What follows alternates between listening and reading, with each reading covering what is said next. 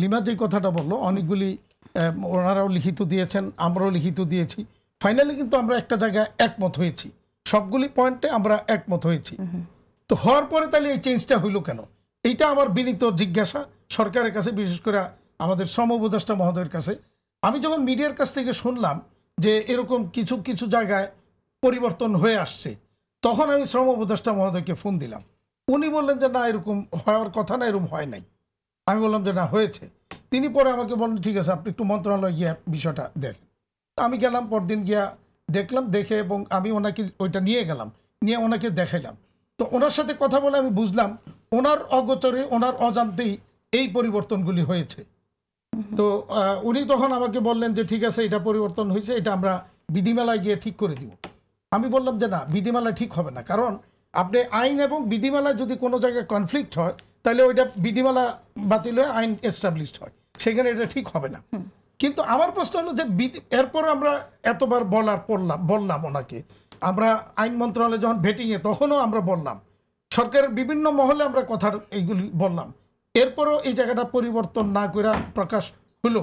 তার মানে হচ্ছে আমাদের কাছে যেটা প্রতীয়মান হচ্ছে যে এর পিছনে কোনো সংঘবদ্ধ মানে গোষ্ঠী এটার পিছনে কাজ করেছে, যারা বাংলাদেশের ইন্ডাস্ট্রিটাকে পাটের পরিণতি করার জন্য পিছন থেকে কাজ করে যাচ্ছে। আমি আজকে বলে গেলাম এই পোশাক খাত একদিন পাটের মতো, বাংলাদেশের জুট সেক্টরের মতো হবে, এটা আপনি একটু লেখা রাখেন।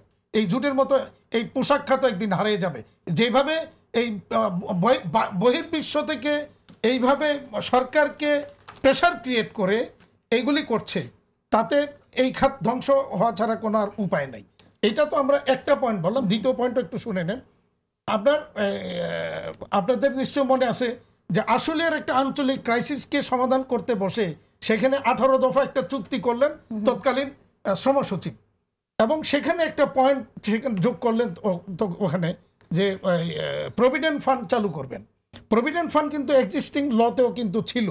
সেখানে বলা হয়েছিল যে কোনো প্রতিষ্ঠানের 75% শ্রমিক, মানে 3/4 শ্রমিক যদি লিখিত আবেদন করে তাহলে সেখানে প্রভিডেন্ট ফান্ড চালু হবে।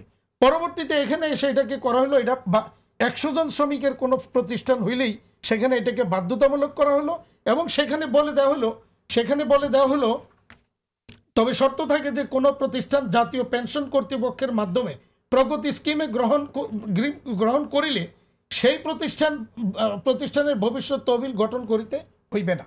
এটা ত্রিপক্ষীয় ইয়েতে সিদ্ধান্ত এইভাবে করা হইল। পরবর্তীতে দেখেন সে কি করলো, সেখানে বলল যে ওই যে বাধ্য থাকিবের পরে বলল তবে কোনো বেসরকারি প্রতিষ্ঠানে কর্মরত জনবলের মধ্যে যাহারা লিখিতভাবে আগ্রহ প্রকাশ করিবে তাহাদের জন্য প্রাতিষ্ঠানিকভাবে জাতীয় পেনশন কর্তৃপক্ষ কর্তৃক প্রবর্তিত সার্বজনীন পেনশন স্কিম প্রগতিতে অংশগ্রহণ করিলে ভবিষ্যৎ তহবিল গঠনের বিধান হইতে অব্যাহত পাইবে। কাদেরটা? যারা আবেদন করে প্রগতিতে যাবে, আর যারা আবেদন করলো না তাদেরটা কি হবে সেটা কিন্তু অস্পষ্ট। এই যে অস্পষ্টতাগুলি রেখে দিল, এইটা নিয়ে দেখা যাবে যে নানাভাবে নানা জায়গায় কনফিউশন তৈরি হলো, শ্রমিক অসন্তোষ হবে, শ্রমিক গিয়ে আন্দোলন করবে, উৎপাদন ব্যাহত হবে, ইন্ডাস্ট্রি ক্ষতিগ্রস্ত হবে। আমার কথা হলো প্রথমটার মধ্যে আপনি স্পষ্ট করে দিলেন, এরপরে গিয়ে এই বিভ্রান্তি কেন তৈরি করলেন? এর উত্তর কি? উপদেষ্টা মহোদয় আপনি কি উত্তর দিবেন? আমরা বিনীতভাবে আপনার কাছে এগুলির ব্যাখ্যা জানতে চাই। তৃতীয় পয়েন্ট আসে। তৃতীয় পয়েন্ট হলো আপনার ট্রেড ইউনিয়নের থ্রেশহোল্ড। আপনি দেখেন, লিমো জানে, আমরা আগে এক্সিস্টিং লতে ছিল 20% শ্রমিক যদি আবেদন করে সংহতি দেয় তাহলে সেখানে ট্রেড ইউনিয়ন হবে। এটাকে আলোচনায় আসলো যে না, এটা পার্সেন্টেজ বেশি, এটা কমাইতে হবে।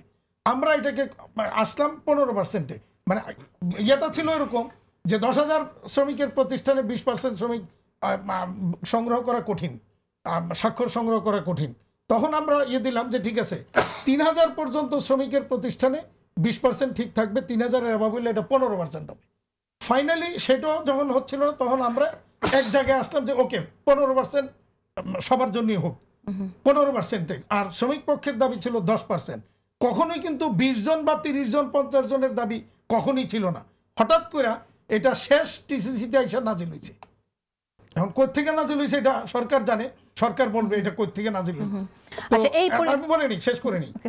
সেখানে আমরা একটা ঐকমত হইলাম যে ঠিক আছে 50 জন 150 জন 300 জন 400 জন, এরপরে গিয়ে এটা পরিবর্তন হইলো কার স্বার্থে কেন কিভাবে হইলো এটা আমাদের জানা দরকার। এখন সমস্যাটা কোথায়, কেন আমরা এটার বিরোধিতা করি? অনেক শ্রমিক নেতার সাথে আমাদের কথা হয়েছে, তারাও এই 20 জন 40 জন বা এইগুলির মধ্যে একমত পোষণ করেনি, অনেকেই করেনি, যৌক্তিকভাবেই করেনি। কারণ আমরা মনে করি এখানে প্রকৃত শ্রমিকের স্বার্থ সংরক্ষিত হবে না। কেন হবে না? 20 জন নিয়ে যে কোনো এলাকার সে মনে করেন আমার নারায়ণগঞ্জ বেসিক শিল্পনগরী 2,60,000 শ্রমিক ওর ভিতরে, 500-র উপর প্রতিষ্ঠান, দেখা যাবে আশেপাশে জুট সন্ত্রাসী থেকে শুরু করে এলাকার মাস্তান সন্ত্রাস অনেক রকম আছে, তাদের এলাকায় 20 জন শ্রমিককে সংগ্রহ করে একটা প্রতিষ্ঠানের সে একটা ট্রেড ইউনিয়ন করে ফেলবে। তার কেন করবে? তার এখন কি হয়, আমরা এই জুট যে নেয় এটা নিয়ে তো আমরা বড় বিপদে থাকি সবসময়। কারণ এলাকার লোকজন যারা এগুলি নেয় তারা কখনই আমাদের প্রকৃত মূল্য দেয় না, বা অনেক ক্ষেত্রে মূল্যও দেয় না। ইভেন দেয় না তো দেয় না, আবার তাদের কিছু লোকজন ওই প্রতিষ্ঠানের ভিতরে তারা হাত করে রাখে, ওর জুটের সাথে কিছু কাপড়, কিছু গেঞ্জি, ফ্রেশ গেঞ্জি এগুলো নিয়ে যায়। এইগুলির কারণে এখন দেখা যাবে যে তারা হয়তো একটা ওখানে ট্রেড ইউনিয়ন করে এগুলি নিয়ন্ত্রণ করবে, ওই গিয়া আওয়ামী লীগ গিয়া হয়তো একটা ট্রেড ইউনিয়ন করবে, জামাত গিয়ে একটা ট্রেড ইউনিয়ন করবে, বিএনপি গিয়ে একটা ট্রেড ইউনিয়ন করবে। শ্রমিক নেতারা তখন আর ওই ট্রেড ইউনিয়ন করার জায়গা খুঁজে পাবে না হয়তো, দেখা যাবে। তো এই পরিস্থিতিতে গিয়ে দেখা যাবে সারা বছর আমাদেরকে এদের এই ক্যাসাল মিটাবো, না আমরা ব্যবসা বাণিজ্য করবো, না আমার ইন্ডাস্ট্রি চলবে। আমরা ছোটবেলা থেকে নারায়ণগঞ্জের আদমজি জুট মিলের ক্যাসাল আমরা দেখেছি। 2 দিন পর পরই ওখানে এই মানে অনেকগুলি ট্রেড ইউনিয়ন 2 পক্ষ 3 পক্ষ গোলাগুলি পর্যন্ত করছে। তাজুল ইসলাম নামে মনে আছে নিশ্চয়ই আপনাদের, তাজুল ইসলাম নামে ঢাকা বিশ্ববিদ্যালয়ে পাশ করা একজন ছাত্র যে ট্রেড ইউনিয়ন করার জন্য আদমজি জুট মিলে শ্রমিক হিসেবে নিয়োগ নিয়েছিল, ওই তাদের 2-3 পক্ষের গোলাগুলিতে সেখানে সে নিহত হয়েছিল।